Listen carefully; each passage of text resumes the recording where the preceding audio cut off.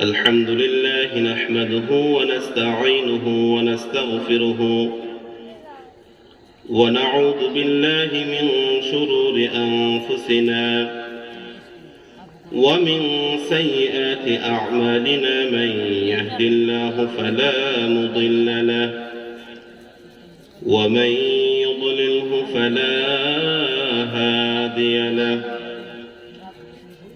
ونشهد أن لا إله إلا الله وأن محمدًا عبده ورسوله الذي أرسله الله بالحق بشيرًا ونذيرًا وداعيًا إلى الله بإذنه وسراجًا منيرا أما بعد فأعوذ بالله من الشيطان الرجيم بسم الله الرحمن الرحيم والعصر إن الإنسان لفي خسر إلا الذين آمنوا وعملوا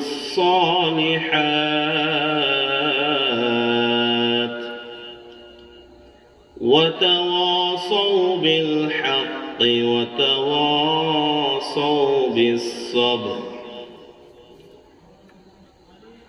وقال تعالى في شان حبيبه ومحبوبه ومعشوقه إن الله وملائكته يصلون على النبي يا أيها الذين آمنوا صلوا عليه وسلموا تسليما اللهم سيدنا مولانا محمد وعلى آل سيدنا مولانا محمد اللهم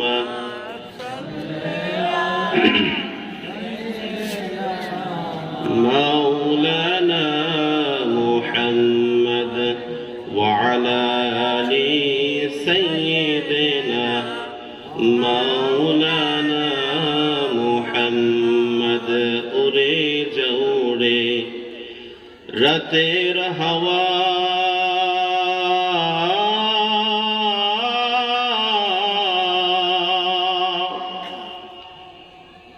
উড়ে যাও রে মদিনা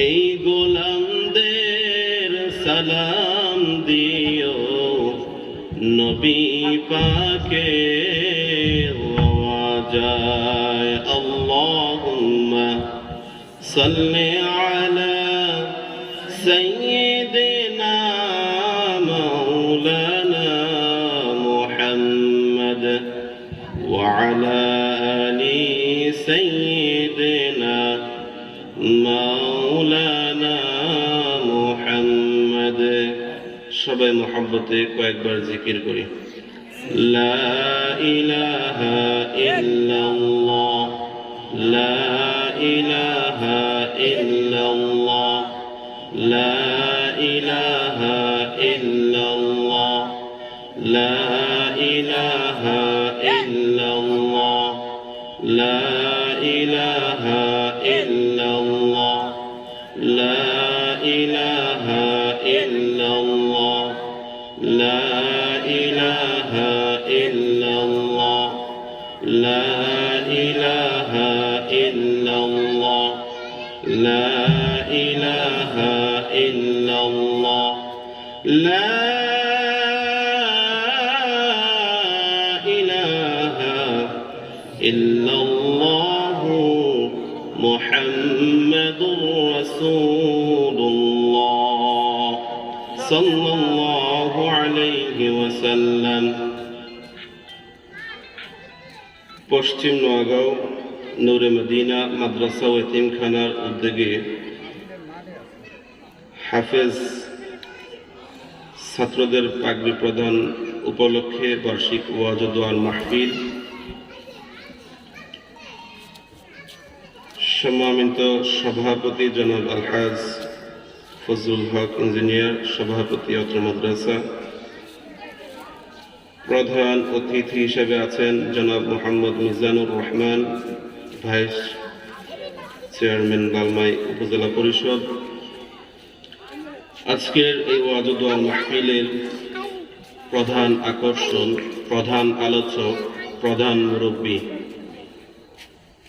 বিশিষ্ট ইসলামী চিন্তাবিদ, মুফাসসির কোরআন, পীরে কামেল, যিনি সারা বাংলায় সমাদৃত, হেফাজতে ইসলাম বাংলাদেশের বর্তমান কমিটির মধ্যে যিনি আছেন, নারায়ণগঞ্জের মুরব্বী বলা হয়, পুরো নারায়ণগঞ্জের মুরব্বী বলা হয়। নারায়ণগঞ্জে ডিআইটি পীর সাহেব হিসাবে উনি সমাদৃত এবং সকলের কাছে পরিচিত, সবার মুরব্বী এবং সবার শ্রদ্ধার পাত্র একজন ব্যক্তি। হুজুর অসুস্থ ছিলেন, গত 2 দিন আগেও আমি খুব চিন্তায় ছিলাম হুজুর আসতে পারবে কিনা। যাক, আজকে কথা হয়েছে হুজুরের সাথে, আসরের আগে আমার সাথে কথা হয়েছে, হয়তো অলরেডি রওনা হয়েছেন। আমরা চেষ্টা করব হুজুরের যাতে কোনো প্রকার কষ্ট না হয়। মাহজুর ব্যক্তি অসুস্থ থাকেন, বয়স অনেক হয়েছে, যত তাড়াতাড়ি হুজুরকে বিদায় দিতে পারবো সেটা আমাদের জন্য ভালো হবে। এবং হুজুর যখন আসবে আমরা চেষ্টা করব এই প্যান্ডেলটা ভরপুর যাতে হয়ে যায়। হুজুরের জন্য, হুজুরের যে সমস্ত আলোচনা করেন, যে যে জায়গায় আলোচনা করেন, এমন 4-5টা প্যান্ডেলও লোক জায়গা দেওয়া যায় না, এমন একজন ব্যক্তি আজকে আসতেছেন। আল্লাহ তাআলা ওনার আশাকে সহজ করুক, সবাই বলে আমিন। আরো যারা আলোচনা করবেন, বিশিষ্ট ইসলামী চিন্তাবিদ, মুফাসসির কোরআন হযরত মাওলানা আলী আনসারী সাহেব, শিক্ষা সচিব, মদিনাতুল উলুম আল ইসলামিয়া মাদ্রাসা, চান্দিনা কুমিল্লা খতিব, বালুরঘাট জামে মসজিদ, ডেমরা ঢাকা। আল্লাহ তাআলা হুজুরকে আশা তৌফিক দান করুক। যারা আমার সামনে উপবিষ্ট হয়েছেন, যারা উপস্থিত হয়েছেন, মঞ্চে যারা রয়েছেন, আমার আওয়াজ যত দূর যাচ্ছে, পর্দার আড়ালের মা এবং বোনেরা, সকলেই অন্তরের অন্তঃস্থল থেকে হৃদয়ের ভালোবাসা দিয়ে সালাম গ্রহণ করুন। আসসালামু আলাইকুম ওয়া রাহমাতুল্লাহি ওয়া বারাকাতুহু।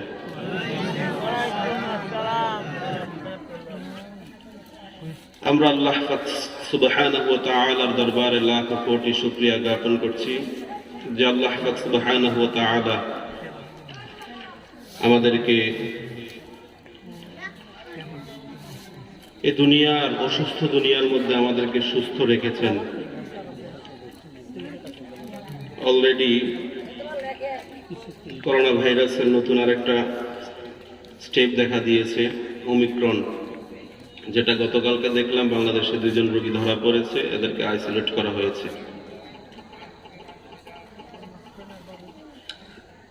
এই মহামারীর সময়ে আল্লাহ তাআলা আমাদেরকে সুস্থ রেখে, ভালো রেখে,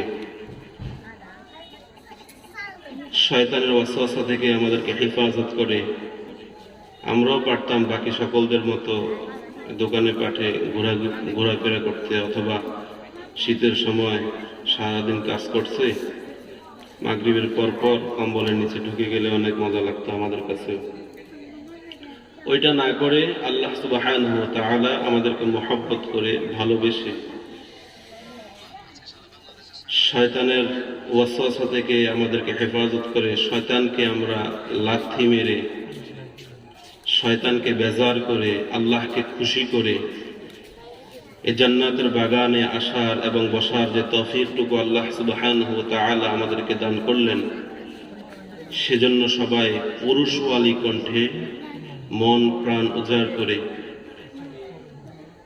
মনিবকে সেজদাবনত চিত্তে সকলে সমস্বরে শুকরিয়া দান পড়ি আলহামদুলিল্লাহ। আবার পড়ি আলহামদুলিল্লাহ হামদান কাসীরান।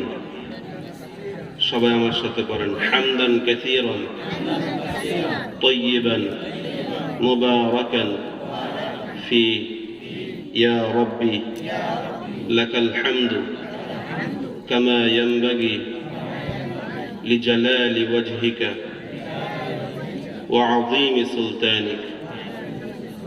প্রশংসা করলাম কার? লাভ হয়েছে কার? আল্লাহর। লাভ কি আল্লাহর হয়েছে? কি সুযোগ আল্লাহ করে দিলেন! ইসলাম কত সুন্দর, আল্লাহর নিয়ম কত সুন্দর। আল্লাহ চায় বান্দা তুই জান্নাতে ঢোক, তুই জান্নাতে ঢোক। যত কাজ করবি দুনিয়ার মধ্যে, যত নেক আমল করবি, সমস্ত নেক আমলের বেনিফিটস আমি আল্লাহ তোকেই দিব। এর একটু বেনিফিটস আল্লাহ সুবহানাহু ওয়া তাআলা নিবেন না। যাররা পরিমাণ ভালো কাজের প্রতিদান দিয়ে দিবে। এবং হাদিসে আসছে, আমরা যারা ঈমান নিয়ে মরতেছি, মান ক্বালা লা ইলাহা ইল্লাল্লাহ ফাদাখালাল জান্নাহ, যারা লা ইলাহা ইল্লাল্লাহ বলে ঈমান এনেছি এবং মৃত্যু পর্যন্ত এই ঈমানের উপরে ছিলাম। শুধু ঈমান আনছে, ঈমান আনার পরে আব্দুল্লাহ ইবনে উবাই কি হয়েছিল না? সে কি জান্নাতি হইব? ঈমান কিন্তু আনছিল, এবং যা তা ঈমান না, আল্লাহ রাসূল সাল্লাল্লাহু আলাইহি ওয়াসাল্লামের যুগেই ঈমান আনছে। সুতরাং শুধু ঈমান আনলেই চলবে না, ঈমানের উপরে মৃত্যুবরণও করতে হবে। তো আল্লাহ সুবহানাহু ওয়া তাআলা আমাদেরকে জান্নাতে নেওয়ার জন্য রেডি। জান্নাতের নাজ নেয়ামত আমাদেরকে মেহমানদারি করার জন্য আল্লাহ রেডি করে রেখেছেন। আল্লাহ সুবহানাহু ওয়া তাআলা বলেন, ইন্নাল্লাযীনা আমানু ওয়া আমিলুস সালিহাতি কানাত লাহুম জান্নাতুল ফিরদাউসি নুজুলা। আল্লাহ সুবহানাহু ওয়া তাআলা বলেন, নিশ্চয় তোমরা যারা ঈমান এনেছো, ঈমানের দৌলত তোমরা যারা গ্রহণ করেছো, বান্দা তোমাদেরকে সুসংবাদ দেই, ঈমান আনার পরে যারা নেক আমল করতেছো, শুধু মুখে ঈমান আনছো এই কথা বলে ক্ষান্ত হও নাই, শুধু মুখে ঈমান এনেছো এই কথা বলে তোমরা থেমে যাও নাই। মুখে ঈমান আনার পর থেকে মৃত্যু পর্যন্ত আল্লাহ সুবহানাহু ওয়া তাআলা রাসূলের মাধ্যমে যত মেসেজ পাঠিয়েছেন, যত বার্তা আমাদের জন্য পৌঁছিয়েছেন, রাসূল সাল্লাল্লাহু আলাইহি ওয়াসাল্লাম যেভাবে চলেছেন, ঠিক সেইভাবে আমাদের জীবনটাকে পরিচালনা যারা করতেছি তাদের ব্যাপারে আল্লাহ সুবহানাহু ওয়া তাআলা বলেন, ইন্নাল্লাযীনা আমানু ওয়া আমিলুস সালিহাত কানাত লাহুম জান্নাতুল ফিরদাউসি নুজুলা। তোমাদেরকে মেহমানদারি করার জন্য আমি আল্লাহ জান্নাতুল ফিরদাউস রেডি করে রাখলাম। সুবহানাল্লাহ। কাদের জন্য রাখছে? আমাদের জন্য। এবং আল্লাহ তাআলা এত দয়ার আল্লাহ, এত মায়ার আল্লাহ, এত মায়া আমাদেরকে করেন। হাদিসে এসেছে, যখন হাসরের ময়দান শুরু হয়ে যাবে, বিচার দিবস যখন শুরু হয়ে যাবে, সবাই যখন ইয়া নাফসি ইয়া নাফসি বলবে, নবী রাসূলগণ পর্যন্ত ইয়া নাফসি ইয়া নাফসি বলা শুরু করবে, যখন সবাই সবার আমলনামা নিয়ে চিন্তিত থাকবে, কে জান্নাতি হবে কে জাহান্নামী হবে, ওই সময় কোন নেক আমল করার সুযোগ থাকবে না, ওই সময় কোন নেক আমল করার সুযোগ দেওয়া হবে না। বান্দা, নেক আমল করার সুযোগ আল্লাহ সুবহানাহু ওয়া তাআলা দুনিয়ার মধ্যে দিয়েছেন। দুনিয়ার মধ্যে আপনাকে আল্লাহ সুবহানাহু ওয়া তাআলা সুযোগ করে দিলেন। আল্লাহ সুবহানাহু ওয়া তাআলা বলেন, ইযা জাআ আজালুহুম লা ইস্তাখিরুনা সাআতাও ওয়া লা ইস্তাকদিমুন।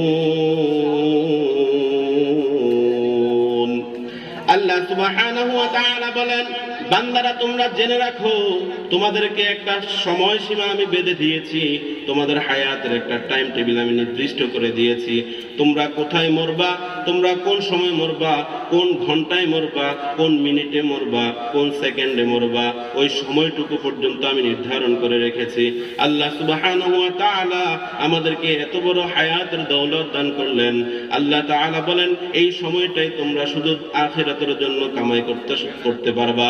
আর যখন আমাদের জন্য যখন মৃত্যু চলে আসবে, আমরা যখন মৃত্যুবরণ করব, কুল্লু নাফসিন যায়িকাতুল মাউত, প্রত্যেক প্রাণী মরণশীল। আমরা যখন মৃত্যুবরণ করব, মৃত্যুর সাথে সাথে আমাদের আমলনামাগুলো বন্ধ হয়ে যাবে, তখন আমল করার মতো কোনো সুযোগ সুবিধা থাকবে না। হাসরের ময়দানে আল্লাহ সুবহানাহু ওয়া তাআলা আমরা যারা ঈমানের সাথে মৃত্যুবরণ করব, যারা ঈমান নিয়ে মৃত্যুবরণ করব, যারা মুসলমান হয়ে মৃত্যুবরণ করব, আল্লাহ সুবহানাহু ওয়া তাআলা এত মায়া এত দয়া। আল্লাহ সুবহানাহু ওয়া তাআলা দেখবে বান্দা কোন কোন ভালো কাজগুলো করছে, কোন কোন ভালো কাজগুলোর উসিলা করে তাকে জান্নাত দেওয়া যায়। এত মায়ার আল্লাহ, এত দয়ার আল্লাহ, এত মায়া করেন বান্দাদের প্রতি, এত ইহসান আমাদের প্রতি আল্লাহ সুবহানাহু ওয়া তাআলা করেছেন। কিন্তু আমরা বান্দারা বুঝতে পারি না, আমরা না বুঝে না শুনে এ দুনিয়ার প্রতি এত পাগল, এত পাগল, এত পাগল আমরা হয়েছি দুনিয়ার প্রতি। দুনিয়ার প্রতি যত পাগল হন, মুষ্টিমা কয়েকজন লোক আপনাকে ভালোবাসবে, কয়েকজন লোকের ভালোবাসার জন্য আপনি পাগল হয়ে গেছেন। আপনি দুনিয়ার যত পেরেশানি করতেছেন, সমস্ত পেরেশানি হচ্ছে একটাই উদ্দেশ্য, আপনি কিভাবে আপনার সম্পদ বাড়াবেন, আপনি কিভাবে আপনার সন্ততিকে পড়াবেন, আপনার স্ত্রীকে কিভাবে আপনি খুশি করবেন। আপনার চাহিদা শুধু এই কয়েকটাই। এই কয়েকটা চাহিদার জন্য আপনি স্বল্প সময়ের এই দুনিয়াকে কাজে লাগাচ্ছেন। এই স্বল্প সময়ের দুনিয়াকে কাজে লাগাইতে যাইয়া আপনি আপনার অনন্তকালের যে পরকাল পড়ে আছে, যেখানে আপনি অনন্তকাল থাকতে হবে, যেখান থেকে আপনি আর ফিরে আসবেন না, আপনি আর কেউ ফিরে আসবে না, ওই সময়টা, ওই সময়কালটা, ওই জীবনটাকে আমরা ভুলে গিয়ে এই দুনিয়ার জন্য শুধু আমরা সময় ব্যয় করতেছি। কিন্তু আল্লাহ সুবহানাহু ওয়া তাআলা আমাদের প্রতি এত মায়া, এত দয়া। আল্লাহ সুবহানাহু ওয়া তাআলা যদি আমরা ঈমানের সাথে মৃত্যুবরণ করতে পারি, ঈমানটা নিয়ে যদি আমরা মরতে পারি, ঈমানের সাথে যদি আমাদের মৃত্যুবরণটা হয়, কিয়ামতের ময়দানে, হাসরের ময়দানে আল্লাহ সুবহানাহু ওয়া তাআলা দেখবে মুমিনওয়ালা বান্দাগুলার কোন কোন ভালো কাজগুলো আছে, ওই ভালো কাজগুলোর উসিলা করে তাকে জান্নাত দিয়ে দিবেন। তাহলে আল্লাহর মায়া আমাদের প্রতি বেশি নাকি কম? অনেক মায়া। আল্লাহ তাআলা দুনিয়ার মধ্যে পাঠালেন, মানুষদেরকে দুনিয়ায় পাঠালেন, জিনদেরকে দুনিয়ায় পাঠালেন, আরো অনেক মখলুক আল্লাহ তাআলার রয়েছে। তবে নির্দিষ্ট মানুষ এবং জিন জাতিকে কেন পাঠাইছেন আল্লাহ তাআলা বলেন, ওয়ামা খালাকাতুল জিন্না ওয়াল ইনসা ইল্লা লিয়াবুদুন। আল্লাহ তাআলা বলেন, মানুষ এবং জিন জাতিকে আমি দুনিয়ার মধ্যে প্রেরণ করলাম, উদ্দেশ্য আমার একটা, তারা আমার ইবাদত বন্দেগী করবে। ওহে আল্লাহর বান্দারা, ওহে আল্লাহর বান্দারা, ওহে আল্লাহর গোলাম। আল্লাহ তাআলা এখানে বলেছেন, আল্লাহ তাআলা আমাদেরকে পাঠাইছেন উদ্দেশ্য একটা, ইবাদত করা। তার মানে ইবাদত করা বলতে এই নয় আপনি শুধু নামাজ পড়বেন, রোজা রাখবেন, মসজিদের মধ্যে পড়ে থাকবেন, জিকির করবেন, কোরআন তেলাওয়াত করবেন। আপনার কাজ শুধু এটা নয়, আপনি শুধু ভাববেন না এটাই আপনার কাজ। আল্লাহ এত স্বার্থপর নয়, এত স্বার্থপর নয়। আল্লাহ সুবহানাহু ওয়া তাআলা আমাদের জন্য কত সহজ করে দিলেন ইসলামটাকে। আল্লাহ সুবহানাহু ওয়া তাআলা রাসূলের মাধ্যমে আমাদেরকে মেসেজ দিলেন। রাসূল সাল্লাল্লাহু আলাইহি ওয়াসাল্লাম আমাদেরকে মেসেজ পাঠালেন। রাসূল সাল্লাল্লাহু আলাইহি ওয়াসাল্লাম যেইভাবে নিজের জীবনকে পরিচালনা করেছে, ওইভাবে যদি আমরা আমাদের জীবনকে পরিচালনা করতে পারি, তাহলে আমাদের জীবনের প্রত্যেকটা কর্ম হবে ইবাদত। সুবহানাল্লাহ। আমাদের জীবনের প্রত্যেকটা কাজ হবে ইবাদত। আপনি যত কাজ করেন, সমস্ত কাজের মধ্যে যদি সুন্নাহ থাকে, রাসূলের পদ্ধতি যদি আপনি অনুসরণ করেন, আপনি প্রত্যেকটা কাজের মধ্যে ইবাদত পাবেন। আপনি মসজিদে প্রবেশ করতেছেন, মসজিদে প্রবেশ করার সময় দোয়া করে প্রবেশ করতেছেন। মসজিদ থেকে বাইর হওয়ার সময় আপনি দোয়া করে বের হচ্ছেন। মাঝখানে আপনি নামাজ পড়েন নাই, কিন্তু সওয়াব হয়েছে কি হয় নাই? সওয়াব হয়েছে না? কত সহজ। আল্লাহ তাআলা চাচ্ছেন বান্দা কিভাবে জান্নাতে যাবে, বান্দাকে কিভাবে জান্নাতে নেওয়া যায়, জান্নাতে কিভাবে কত সহজ করে তাদেরকে নেওয়া যায়। তারপরেও আমরা যারা কপাল পোড়া তারা বুঝতে পারি না। যারা কপাল পোড়া তারা নিজেকে পণ্ডিত মনে করে। বৎসরে একবার আলোচনা হয়, মাহফিলের আয়োজন করা হয়, ওই সময়টা তো তারা আসতে পারে না।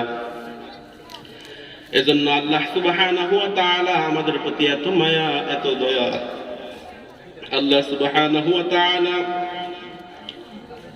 কোরআন মাজিদের মধ্যে কয়টা সূরা রয়েছে? 114টা। মাশাআল্লাহ। কোরআন মাজিদের মধ্যে 114টা সূরা রয়েছে।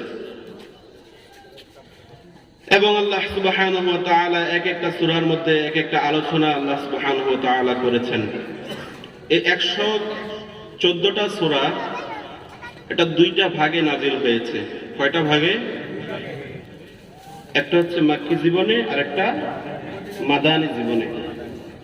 রাসূল সাল্লাল্লাহু আলাইহি ওয়াসাল্লামের মাক্কি জীবনের যে 13 বছর, এই সময়ের মধ্যে যে সূরাগুলো নাজিল হয়েছে, এই সূরাগুলোকে কি সূরা বলে? মাক্কি সূরা। কি সূরা বলে? মাক্কি সূরা।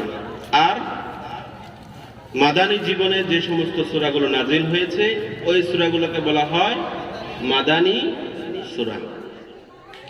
তো মাক্কি সূরার একটা বৈশিষ্ট্য হচ্ছে, মাক্কি জীবনে আল্লাহ তাআলা যে সমস্ত সূরাগুলো নাজিল করেছেন, এগুলা বেশিরভাগ হচ্ছে তাওহীদ, আকাইদ, অর্থাৎ দাওয়াত বিষয়ক, সহজ বিষয়গুলা, অর্থাৎ তার ঈমানকে আগে মজবুত করা। মাক্কি জীবনে আল্লাহ সুবহানাহু ওয়া তাআলা এমন সূরা নাজিল করছেন, যেগুলা দিয়ে মক্কার যে সমস্ত মুসলমানরা আছেন তাদের ঈমানি মজবুতি যাতে বাড়ে, আকীদাগত মজবুতি যাতে বাড়ে, ওই সমস্ত আয়াত এবং সূরাগুলো আল্লাহ সুবহানাহু ওয়া তাআলা নাজিল করেছেন, শক্ত করে নিছেন আগে। মাদানী জীবনের সূরাগুলোর বৈশিষ্ট্য হচ্ছে, সেখানে হুকুম আহকাম, জায়েজ নাজায়েজ, হারাম, এই সমস্ত বিষয়গুলো, সুদ হারাম, ঘুষ হারাম, মদ পান হারাম, এই হুকুম আহকামগুলা সেখানে নাজিল হয়েছে।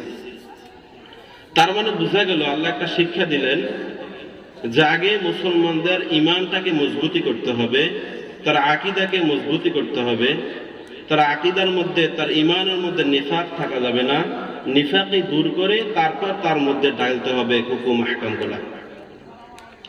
আল্লাহ সুবহানাহু ওয়া তাআলা দুই ভাবে সূরাগুলো নাজিল করছেন।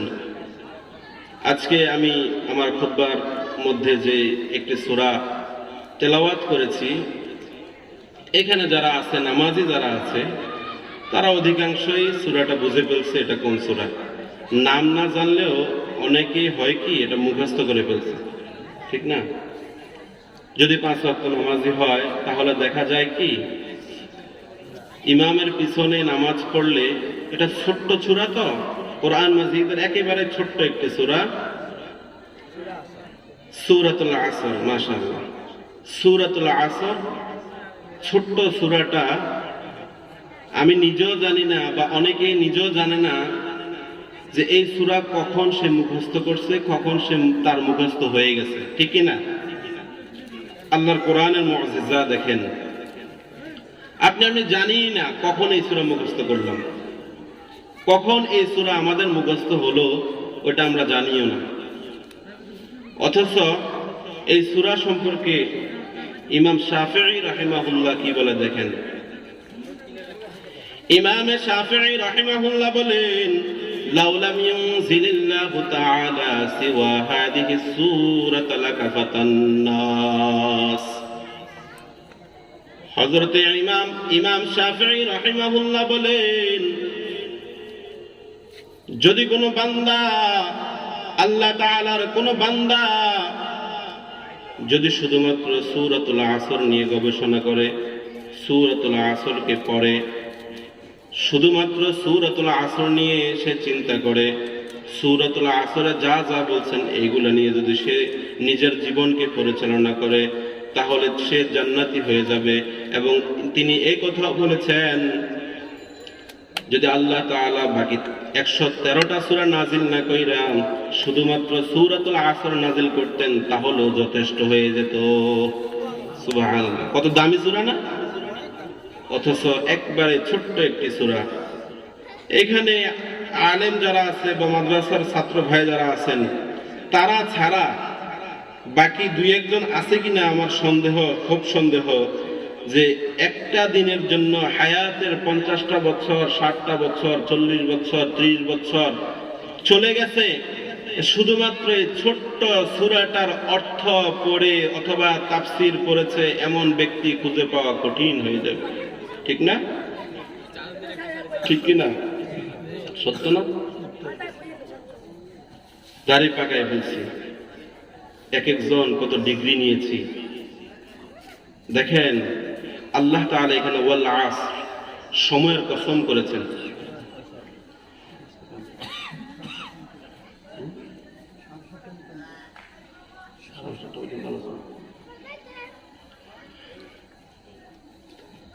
আল্লাহ সুবহানাহু ওয়া তাআলা এখানে ওয়াল আসর, সময়ের কসম করলেন। কেন সময়ের কসম করলেন? আপনি দেখেন আমাদের দেশে যারা মাদ্রাসায় পড়াশোনা করেছে তারা ছাড়া শুরুতেই যারা নার্সারি থেকে শুরু করেছে পড়াশোনা, নার্সারি লেভেল থেকে যারা পড়াশোনা শুরু করেছে, ধরেন ওই বাচ্চাটার বয়স 5 বছর, তার গ্রাজুয়েট কমপ্লিট হতে অর্থাৎ মাস্টার্স কমপ্লিট করতে তার 25 বছর সময় চলে গেছে, অর্থাৎ 20 বছর আর এদিক দিয়ে 5 বছর, মোট 25 বছর সময় তার জীবন থেকে অতিবাহিত করে ফেলছে। এর মধ্যে কিছু লোক আছে, কিছু কিছু আল্লাহর বান্দা আছেন যাদেরকে আল্লাহ তাআলা কবুল করেছেন, তারা হয়তো কোরআন শিখার সুযোগ পেয়েছেন। এছাড়া 98% লোক বলা যায় যারা কোরআনটাকে সহিহ করে পড়তে পারে না। ইহুদিরা, কাফেররা যারা আল্লাহকে অস্বীকার করে, তারা এমন চক্রান্ত করলেন যেটা আমরা বুঝতে পারিনি, এখনো আমরা বুঝতেছি না। আমরা নাম কা ওয়াস্তে মুসলমান হয়ে গেছি, আমরা নামে মুসলমান, নামের উপরে আমরা মুসলমান। খুবই সূক্ষ্মভাবে দেখেন, সেই নার্সারি থেকে শুরু করে মাস্টার্স কমপ্লিট করলাম, যদি স্কুল লেভেল পড়াশোনা হয় সেটা আমি বলতেছি, মাদ্রাসায় পড়াশোনা করাটা ভিন্ন। স্কুল পড়াশোনা যদি করে তাহলে দেখা যাবে তার এই সময়ের মধ্যে একটা বই এমন নেই যেটা কোরআন নিয়ে এবং কোরআনের তাফসীর নিয়ে। ইসলাম শিক্ষা দিয়ে রাখছে একটা নাম কা ওয়াস্তে। এবং দেখবেন ওই হুজুর স্যার, হুজুর ডাকে না, হুজুর স্যার, হুজুর স্যার ক্লাস 5 পর্যন্ত কি পড়ায় এটা আমরা জানি, কারণ আমি নিজেও প্রাইমারিতে পড়ছি। তো ক্লাস 5 পর্যন্ত কি পড়ায় এটা আমরা জানি। ইসলামের বেসিক কোনো নলেজ তারা সেখান থেকে অ্যাকসেপ্ট করতে পারে না। সেজন্য তার এই 25 বছর সময় চলে যায় জীবন থেকে। আফসোস, পরিতাপের বিষয়। আল্লাহ এজন্য বলছেন ওয়াল আসর, সময়ের কসম। সময়ের কসম কেন আল্লাহ তাআলা বললেন? কোন কোন মুফাসসিরগণ বললেন এর দ্বারা আল্লাহ সুবহানাহু ওয়া তাআলা আসরের সময়কে বুঝাইছেন। হাফিজু আলাস সালাওয়াত ওয়াস সালাতুল উসতা, আল্লাহ কোরআনের অন্য জায়গায় বলেছেন, এবং এই কথাটা দ্বারা আল্লাহ সুবহানাহু ওয়া তাআলা আসরের নামাজকে বুঝাইছেন। আসরের সময় আমরা বেশি ব্যস্ত থাকি খেলাধুলায়, সারাদিন কাজ করার পরে একটা শরীরের মধ্যে ক্লান্তি আসে, আসরের নামাজের মধ্যে অনেক ঘাটতি দেখা যায়, ওই সময় খেলাধুলা করি। এজন্য আল্লাহ সুবহানাহু ওয়া তাআলা একবার ইন্টারনাল ভাবে আল্লাহ তাআলা এই সূরাতুল নামাজ, আসরের নামাজ সম্পর্কে কোরআনের মধ্যে বলেছেন। এজন্য মুফাসসিরগণ বলেছেন ওয়াল আসর দ্বারা আল্লাহ সুবহানাহু ওয়া তাআলা এখানে আসরের নামাজের কসম করেছেন। তো সমাদৃত হচ্ছে এই ওয়াল আসর দ্বারা আল্লাহ সুবহানাহু ওয়া তাআলা সময়ের কসম করছেন। কিসের কসম? সময়ের কসম। সময়টা কেন সময়ের ওয়াল আসর, এবং সূরাটার নামকরণ করলেন ওয়াল আসর, সময়ের কসম কেন করলেন এবং কেন নাযিল করলেন এবং কেন আল্লাহ তাআলা সময়ের কসম করলেন, এখন বুঝতে পারবেন।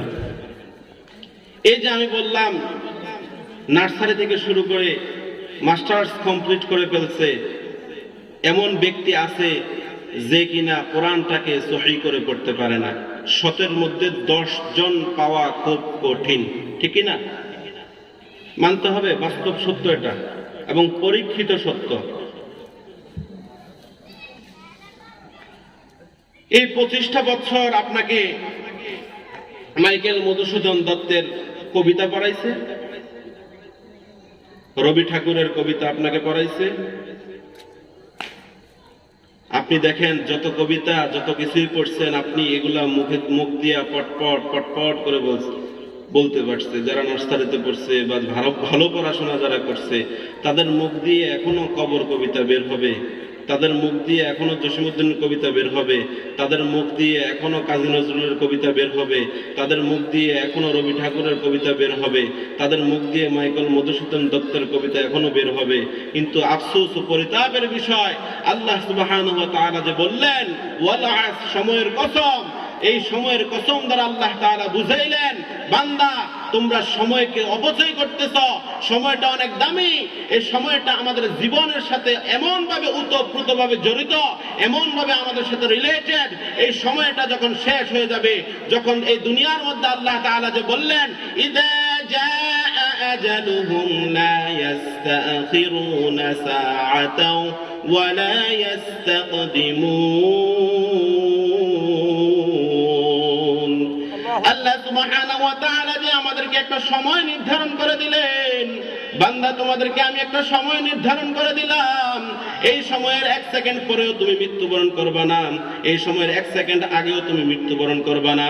এমন একটা জায়গা আমি নির্ধারণ করে দিলাম, সেই জায়গার মধ্যে তুমি মৃত্যু হবে তোমার। তুমি যতই ঘরের মধ্যে থাকো, যত জায়গায় থাকো না কেন, আপনি দেখবেন এমন এমন লোক সে ঘরের মধ্যে ছিল, আমরা বলি যে কিছুক্ষণ আগেও তাকে আমরা ঘরে দেখলাম, তাকে ভালো দেখলাম, কিন্তু হঠাৎ করে স্ট্রোক করে ফেললো। এখন রাস্তায় গেছে, হঠাৎ করে তাকে একটা গাড়ি অ্যাক্সিডেন্ট করে মেরে ফেললো। কিছুক্ষণ আগেও তার সাথে দোকানে কথা বললাম, তাকে কিছুক্ষণ আগে তার সাথে সাক্ষাৎ হলো। আল্লাহ তাআলা বললেন ইযা জাআ আজালুহুম লা ইস্তাখিরুনা সাআতাও ওয়া লা ইস্তাকদিমুন। বান্দা তোমাদেরকে আমি একটা সময় নির্ধারণ করে দিলাম, তোমাদেরকে একটা সময় আমি নির্ধারণ করে দিলাম, ওই সময়ের 1 সেকেন্ড পরেও তোমরা মৃত্যুবরণ করবা না, আবার ওই সময়ের 1 সেকেন্ড আগেও তোমরা মৃত্যুবরণ করবা না। তোমাদের মৃত্যুর একটা স্থান আমি সিলেক্ট করে রাখলাম, ওই স্থানের মধ্যে তোমরা মৃত্যুবরণ করবা, অন্য জায়গায় মৃত্যুবরণ করবা না। এই জন্য আল্লাহ তাআলা বলেন ওয়াল আসর, সময়ের কসম, সময়ের কসম, সময়ের কসম। সময়কে আমরা কিভাবে অপচয় করি আপনারা দেখবেন, আমরা দেখবেন এখানে যারা আমরা আছি, তারা আমরা যদি একটু রিয়েলাইজ করি আমাদের জীবনটাকে, শুধু আজকের দিনটাকে আপনি রিয়েলাইজ করেন, করেন। আপনি আজকে ফজরের পর থেকে শুরু করে এই মাগরিবের পর পর্যন্ত এই সময়টাকে আপনি রিয়ালাইজ করেন। আপনি আজকে সারাদিনে কয়টা নেক আমল করছেন, আপনার দ্বারা কয়টা বদ আমল হয়েছে। আপনি আল্লাহ তাআলা আপনাকে খাবার ব্যবস্থা করলো, আল্লাহ সুবহানাহু ওয়া তাআলা আপনাকে চলার ব্যবস্থা করলো, আল্লাহ সুবহানাহু ওয়া তাআলা আপনাকে খাবারের ব্যবস্থা, চলার ব্যবস্থা, নিঃশ্বাসের ব্যবস্থা, আপনার সমস্ত কিছুর ব্যবস্থা করার পর আল্লাহ তাআলা আপনার কাছে একটা সিজদার ভাগীদার হলো না। নাউযুবিল্লাহ। পোড়া কপাল। আপনি শুধু একটা দিনের রিয়ালাইজ করেন আজকের দিনটাতে আপনি কি করলেন, আর এই পুরাটা জীবন তো বাদ দিলাম। এখানে যে যে বয়সী আছি আমরা 50, 60, 40, 20, 25, 30, সবাই চিন্তা করে দেখি এখানেও অনেক ব্যক্তি আছে, যত ব্যক্তি আছে এর মধ্যে হয়তো 10-15 জন বা 20 জন লোক পাওয়া যাবে যারা কোরআনটাকে সহিভাবে পড়তে পারে। এমন লোক আছে দাড়ি পাকনা করে ফেলছে, এখন পর্যন্ত কোরআন তেলাওয়াত করতে পারে না। আফসোসের বিষয়, পরিতাপের বিষয়, বান্দা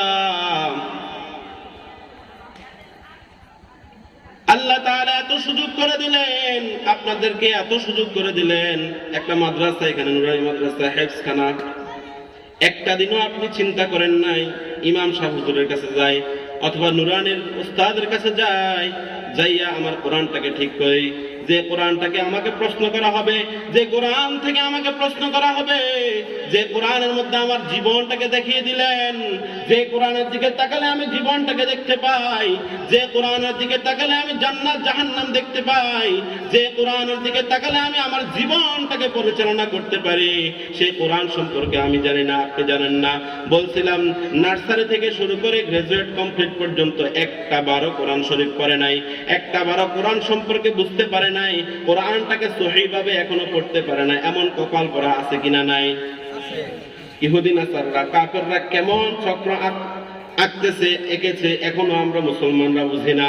আপনি দেখেন ওই নার্সারি থেকে শুরু করে মাস্টার্স কমপ্লিট হওয়া পর্যন্ত সিলেবাসের মধ্যে কোরআনের কোনো বিষয় নাই, অথবা 90%, অথচ দেখা গেছে 95% মুসলমানের দেশ। এই দেশের মধ্যে সিলেবাসের মধ্যে কোরআন হাদিস নাই। তার মানে বোঝা গেল আমাদেরকে এমন একটা চক্রের মধ্যে ফেলে দিয়েছে, এমন একটা সিস্টেমেটিক আমরা পদ্ধতিতে আছি, এমন একটা সিস্টেম আমরা ফলো করতেছি, যে সিস্টেমের মধ্যে আমাদের পরকালকে অন্ধকার করে দিচ্ছে, পরকালকে অন্ধকার করে দিচ্ছে, আল্লাহকে আমাদের থেকে দূরে সরিয়ে দিচ্ছে, রাসূলকে আমাদের থেকে দূরে সরিয়ে দিচ্ছে। সিস্টেম এমন ভাবে করেছে আমরা বুঝতেও পারি না, সূক্ষ্মভাবে তারা মুসলমানকে ধ্বংস করার জন্য মুসলমানের বাচ্চাদেরকে, মুসলমানদের সন্তান সন্ততিকে এমন একটা শিক্ষা দিয়ে দিয়েছেন। এই শিক্ষা দেখেন 25 বছর পর্যন্ত পড়াশোনার টেনশন, এরপর চাকরির টেনশন, এইভাবে টেনশন করতে করতে একদিন দেখা গেছে চাকরি পাইলে এরপর চাকরির টেনশন, এইগুলা করতে করতে একসময় মালাকুল মউত আমার আপনার সামনে যখন চলে আসবে, তখন আমাকে আপনাকে কাউকে সময় দিবে না। ওই সময় চাইবেন কিন্তু সময় পাবেন না। আপনি বলবেন আমাকে আর একটু সময় দাও, আমি আর আমার এই জীবনটাকে, পুরো জীবনটাকে আমি আল্লাহর রাস্তায় ব্যয় করব। ওই সময় সুযোগ চাইলেও সুযোগ পাবেন কিনা? পাবেন? ওই সময় সুযোগ চাইলেও পাবেন না, কারণ 60টা বছর আপনাকে হায়াত দিল, 70 বছর, 80 বছর, 100 বছর আপনাকে হায়াত দিল। আল্লাহ তাআলা একটা দিনও আপনাকে ধরেন নাই, আপনাকে বলেন নাই, কিন্তু আল্লাহ সুবহানাহু ওয়া তাআলা সমস্ত কিছু রেজাল্ট আউট করে দিলেন। আল্লাহ এত মায়া আমাদের প্রতি, এত দয়া। দুনিয়ার পরীক্ষা যখন আমরা দেই, দুনিয়ার পরীক্ষার হলের মধ্যে যখন আমরা যাই, হলের মধ্যে যাওয়ার আগ পর্যন্ত আমরা প্রশ্নে বুঝতে পারি না প্রশ্নগুলা কোত্থেকে আসবে, প্রশ্নগুলা কোত্থেকে আসবে, প্রশ্নগুলা কোত্থেকে আসবে, আমরা কোত্থেকে উত্তর দিব, এগুলা কিন্তু বলে দেয় না। শুধুমাত্র একটা বই থেকে আসবে। আজকে যদি বাংলা সাবজেক্ট হয় তাহলে বাংলা বিষয়টা পুরোটা আমরা পড়তে হয়, পুরোটা পড়ে গিয়ে আমরা পরীক্ষা দিতে হয়। এই দুনিয়ার মধ্যে পরীক্ষাটা এত কঠিন, কিন্তু আল্লাহ সুবহানাহু ওয়া তাআলা আমাদের যে পরীক্ষা নেবেন, আমাদের থেকে যে হিসাব নেবেন, এই হিসাবকে এত সহজ করে দিলেন, এত সহজ করে দিলেন। এই দুনিয়ার মধ্যে আল্লাহ সুবহানাহু ওয়া তাআলা অসংখ্য নবী রাসূল পাঠিয়ে আমাদেরকে শিক্ষা দিলেন। অসংখ্য নবী রাসূল পাঠিয়ে আমাদেরকে নামাজ শিখালেন, ইসলাম শিখালেন। রাসূল সাল্লাল্লাহু আলাইহি ওয়াসাল্লাম সব কিছু বলে দিলেন। আল্লাহ তাআলা বলেন, আল-ইয়াওমা আকমালতু লাকুম দীনাকুম ওয়া আতমামতু আলাইকুম নি'মাতি। আল্লাহ তাআলা বলেন, আজকে তোমাদের জন্য আমি দ্বীনকে পরিপূর্ণ করে দিলাম। আল্লাহ তাআলা কোরআন নাযিলের মাধ্যমে দ্বীনকে পরিপূর্ণ করলো। আল্লাহ তাআলা কোরআনের মধ্যে সমস্ত কিছু বলে দিল। আল্লাহ তাআলা সমস্ত কিছু রেজাল্ট আউট করে দিল। মৃত্যুর পরে আমাদেরকে কি প্রশ্ন করা হবে সেটাও বলে দিল। আইয়ুকুম আহসানু আমালা। আল্লাহ তাআলা বলেন, তোমাদেরকে আমি হায়াত দিলাম, উদ্দেশ্য আমার একটা, তোমাদেরকে আমি পরীক্ষা করব, কে ভালো কাজ করো, কে খারাপ কাজ করো, কে ভালো কাজ করো, কে খারাপ কাজ করো, এটা আমি পরীক্ষা করার জন্য তোমাদেরকে হায়াত এবং মওত দিলাম। আল্লাহ তাআলা সমস্ত কথা এখানে রেজাল্ট গুলো আউট করে দিলেন, সমস্ত কথাগুলো আউট করে দিলেন। কিন্তু এই আউট করে দেওয়ার পরেও দেখেন আমাদেরকে কাফেররা এমন একটা সিস্টেমের মধ্যে ফেলে দিলেন। আমরা যারা শিক্ষিত হয়েছি তারা দেখা যায় স্কুল শিক্ষিত, যারা স্কুল ব্যাকগ্রাউন্ড, যারা স্কুলে পড়াশোনা করেছেন, তারা দেখা যাবে যে নার্সারি থেকে শুরু করে গ্রাজুয়েট কমপ্লিট পর্যন্ত সে আল্লাহকে চিনে নাই, রাসূলকেও চিনে নাই। কি সিস্টেম করছে দেখছেন? এজন্যই আল্লাহ বলছেন, ওয়ালা সময়ের কসম। এই যে 25 বছর সময়, এটা লস হইল না? এই 25 বছর পরে যে আপনি বাঁচবেন এটার কোনো গ্যারান্টি আছে? নাই। এই 25 বছর পরে এমনি মারা গেলেন, সময়ের কসম আল্লাহ করলো। সময়ের কসম করার পর আল্লাহ তাআলা বলেন, ইন্নাল ইনসানা লাফি খুসর। এবার দেখেন আল্লাহ কি বলে, ইন্নাল ইনসান, নিশ্চয় মানুষ। আমরা কি? আমরা আল্লাহ তাআলা বলতেছেন, ইন্নাল ইনসানা লাফি খুসর, নিশ্চয় মানুষ ক্ষতির মধ্যে নিমজ্জিত, নিশ্চয় মানুষ ক্ষতির মধ্যে রয়েছে। এবং ক্ষতির মধ্যে কিভাবে রয়েছে আপনি কি বুঝতে পারছেন? একটা উদাহরণ দিলাম শুধু। জীবনের 25 বছর পার করে দিছে কিন্তু কোরআন জানে না, দাড়ি পাকাই ফেলছেন। এখানে অসংখ্য মুরব্বী বাবারা আছে যারা দাড়ি পাকাই ফেলছে কিন্তু এখন পর্যন্ত বোঝে নাই কোরআনটাকে সহিভাবে জানতে হবে, কোরআনটাকে সহিভাবে পড়তে হবে। এতটুক অনুভূতি তার ভিতরে এখনো পর্যন্ত জাগ্রত হয় নাই। যদি আজকের এই কথার পরে, আজকের এই আলোচনার পরে যদি জাগ্রত হয়, এমন কোন অনুভূতি যদি জাগ্রত হয়, তাহলে অবশ্যই অবশ্যই আপনাদের জন্য সুযোগ আছে। এই মাদ্রাসার যে আলেমগণ রয়েছেন, যে উস্তাদগণ রয়েছেন, তাদের মাধ্যমে আপনারা শিখতে পারেন। অথবা যদি আলেমগণের কাছে আপনাদের লজ্জা লাগে, তাহলে দেখা যাবে যে মাদ্রাসার ছোট ছোট হাফেজ বাচ্চারা আছে, তারাও কোরআন জানে। আপনার কপাল কত খোড়া, আপনার কপাল কত খারাপ। মাদ্রাসার ছোট ছোট বাচ্চারা 10 বছর, 5 বছর, 8 বছর, 10 বছর, 12 বছরের বাচ্চারা কোরআন জানে, কোরআন পড়তে পারে, কোরআন আপনাকে শিখাতেও পারে। তাহলে আপনি কেন দূরে থাকবেন? আপনি অবশ্যই ওই ছোট বাচ্চাটাকে ডাক দিয়ে এনে মসজিদের এক কোনায় বসে, অথবা বেশি লজ্জা লাগলে ঘরের কোনায় নিয়ে যাবেন, ঘরের ভিতরে নিয়ে যাবেন, হুজুর থেকে অনুমতি নেবেন, এই বাচ্চাটাকে আমাকে দিবেন। সে আমাকে যতদিন পর্যন্ত আমি কোরআন না শিখতে পারি ততদিন পর্যন্ত আমাকে কোরআন শিখাবে। আপনি এই সুযোগটা হাতছাড়া করবেন না বাবারা। যারা যুবক ভাইয়েরা রয়েছে তাদের জন্য অনেক সুযোগ সুবিধা রয়েছে। অনেক সময় পাস করে পেলে আমরা ফেসবুকের মাধ্যমে, ইউটিউব করে আমরা সময়গুলো ব্যয় করতেছি।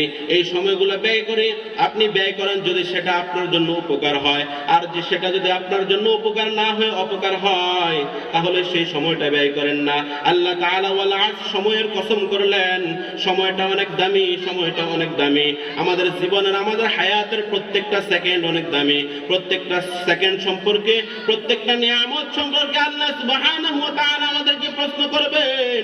আল্লাহ সুবহানাহু ওয়া তাআলা কোরআনের অন্য জায়গায় বলেন, সুম্মা লাতুসআলুন্না ইয়াওমাইযিন আনিন নাঈম।